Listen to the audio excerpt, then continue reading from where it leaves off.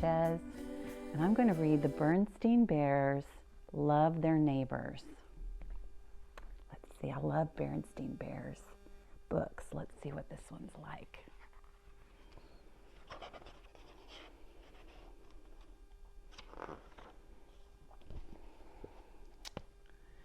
The Bear family was quite proud of their handsome treehouse home, and they worked hard to keep it neat and tidy. The trim was freshly painted, the front steps were scrubbed, and the windows were washed. The lawn was mowed, and the flower beds were weeded. Even the leaves of the trees were carefully trimmed and clipped. I hope you can see that picture, boys and girls.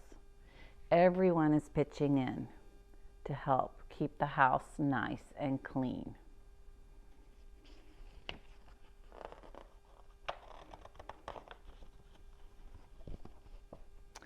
Most of their neighbors took good care of their homes as well.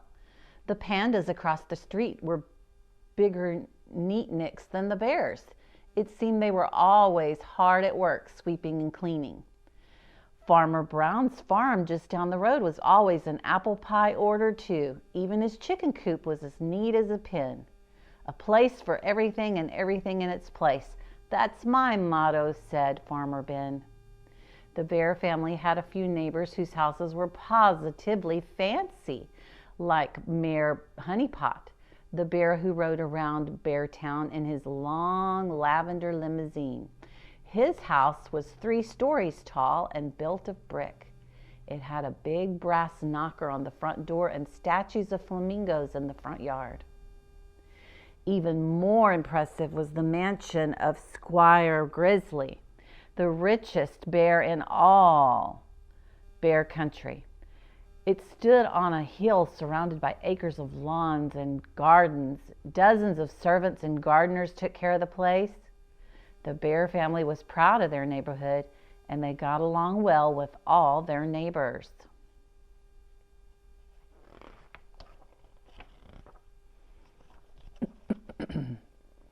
Except for the Bog brothers.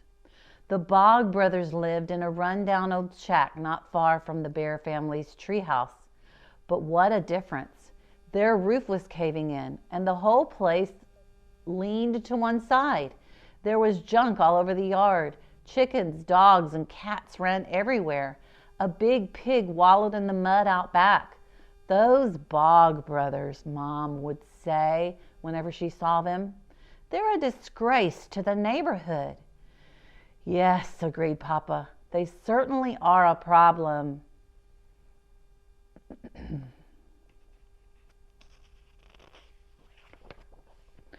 One bright spring morning, the Bear family was working outside cleaning up and fixing up when the Bog brothers came along.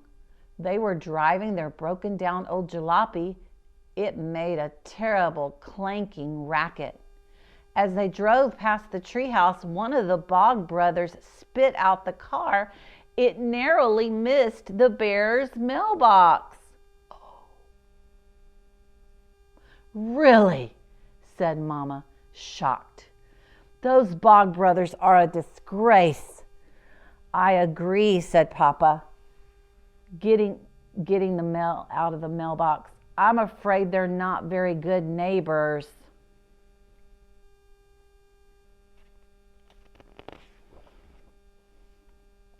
Papa looked through the mail and found a big yellow flyer rolled up. He opened it and showed it to the rest of the family. Come one, come all to the Big Bear Town Festival. Help celebrate our wonderful neighborhood. Games, rides, contests, prizes, fireworks. Saturday, 9 a.m. to 9 p.m. Horace J. Honeypot, Mayor. Oh boy, said sister and brother, it's like a big block party. Can we go? It certainly sounds like fun, said Mama. What do you think, Papa? Everyone in town will be there, said Papa. We ought to go too. Yay! Cried the cubs. So on Saturday morning, they all piled into the car. They had a picnic basket and folding chairs. They were looking forward to a day of fun and excitement. But as they drove along, the car began to make a funny sound. It started out as a pocket, pocketa, pocketa, but it soon developed into a pocket-a-wheeze, pocket-a-wheeze. Uh-oh.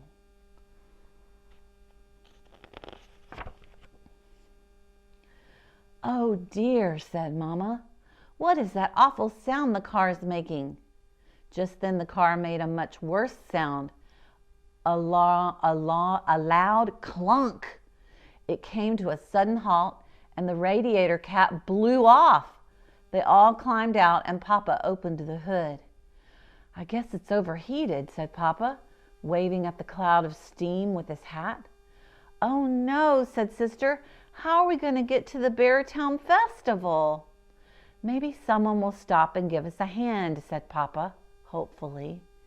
Look, here comes a car. Let's all wave. Maybe they will stop. After all, they live in that nice neighborhood with all those nice neighbors, right?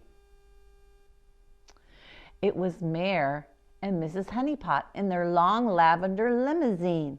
They were on their way to the festival, too. Their car slowed down, but it didn't stop. The mayor leaned his head out the window. Sorry, we can't stop, he said. We're late already. I'm a master of ceremonies today. I've got to be there on time. I'm sure someone will stop to help you. And he pulled away with a squeal of tires. Said Papa. Maybe someone else will come along. Soon another car did come along. It was Squire and Lady Grizzly, being driven to the festival in their big black Grizzle Royce. They slowed down too. Lady Grizzle rolled down her window. I'm afraid we can't stop, she said. We don't have time. I'm judge of the flower arranging contest. We simply must hurry. And with that, they pulled away. What's going to happen?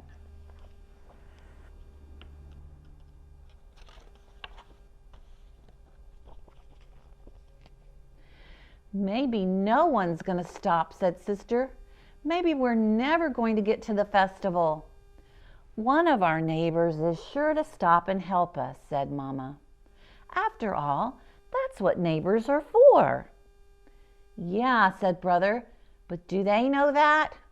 A cloud of dust appeared down the road. Here comes someone now, Sister said eagerly.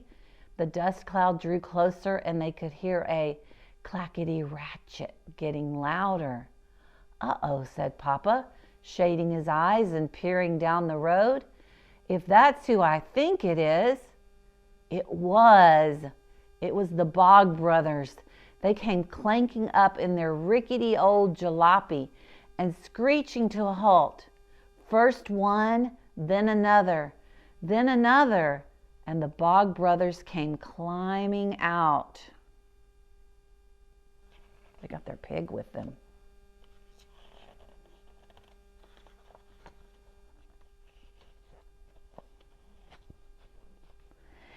Howdy, said the first Bog Brother. Hello there, said Papa. I'm Lim, said the first Bog Brother. I can see you're having some trouble with your vehicle. Well, yes, we are, said Papa. Maybe we can give you a hand, said Lim. That would be very neighborly of you, said Papa. Hey, Clem, hey, Shim, called Lim. Get out the rope. The other two Bog Brothers rooted around in the back of the jalopy and came up with a length of rope. They hitched it to the back bumper of their car and tied the other end around the front bumper of the bear's car. All aboard, said Lim. The Bear family climbed hastily back into their car. The Bog Brothers pulled away, towing the bear's car behind them. What a sight.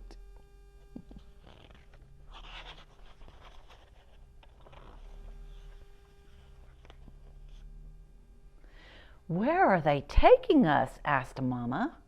Papa shrugged. At least we're moving. Brother and Sister hoped the Bog Brothers were taking them down to their old shack. They didn't. Oh, let me read that again. Brother and sister hoped the Bog brothers weren't taking them down to their old shack. They didn't want to meet that big pig. They soon pulled into a rundown old filling station. Someone who looked like an older version of the Bog brothers came out. It says Zeke's on the sign.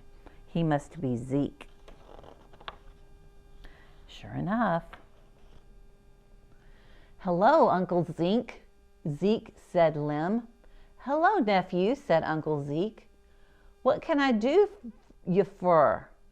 "These poor folks broke down on the road," said Lem. "You reckon you can fix them up?" "Let's take a look," said Uncle Zeke. He looked under the car's hood, banged and clanged around, and came up with a length of burst hose. "Radiator hose," he said, "busted clean open. I should have another one of them around here somewheres." Uncle Zeke rummaged around behind the filling station and soon came back with a radiator hose. He banged and clanged under the hood for a few more minutes.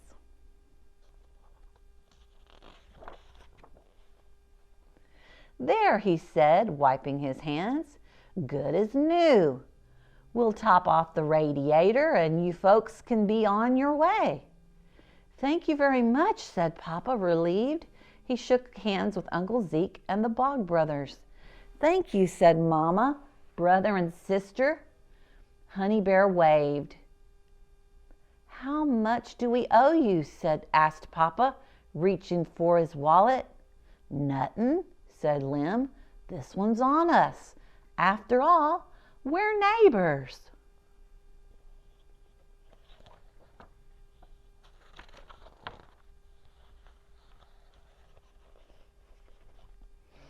"That's right," said Mama with a gulp. "We are. In fact, how would you neighbors like to come over to our house for dinner next week?" Papa, brother, and sister all stared at Mama with their mouths open. "That's right neighborly of you," said Lem. "Don't mind if we do. Shim's cooking has been getting a bit tiresome. Too much possum stew." "We were on our way to the Beartown Festival," said Papa. "Would you like to join us?" "Sure would," said Lem. "We ain't been to a big shindig since Grandpa's 90th birthday party." So the Bear family drove to Beartown with the Bog brothers and Uncle Zeke.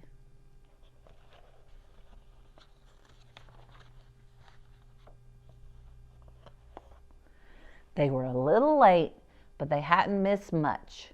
Just Mayor Honeypot's welcome speech. They all joined in the games, rides, and contests. When it was time for the fireworks, the Bog brothers livened things up with some music of their own.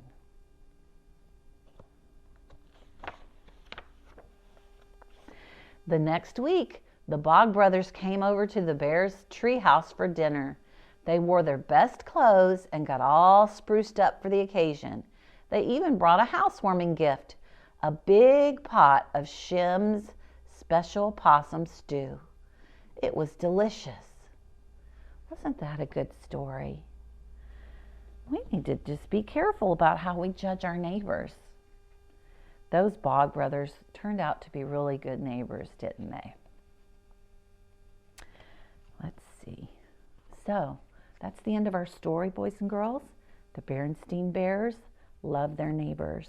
I hope you enjoyed it. I sure did.